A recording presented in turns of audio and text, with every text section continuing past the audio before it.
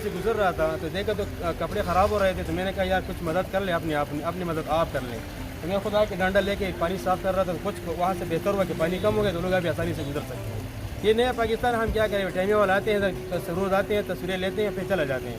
10 दफ़ा हुआ कि मैं देख रहा हूँ इधर आके, पहले भी उधर आ गया तो ये देखे सामने कढ़ाई ये करके फिर यहाँ से चले गए। ये हमने खुद ही ये जो मिट्टी डाली हमने खुद डाली हुई है, अपने रास्ता हमने बंद खुद बनाई हुई है। पहले इधर रास्ता भी बंद किया होता उन लोगों ने। तो ये अभी मैं खुद इसलिए कर रहा हूँ कि देखें लोगों के कपड़े ख़राब हो रही हैं।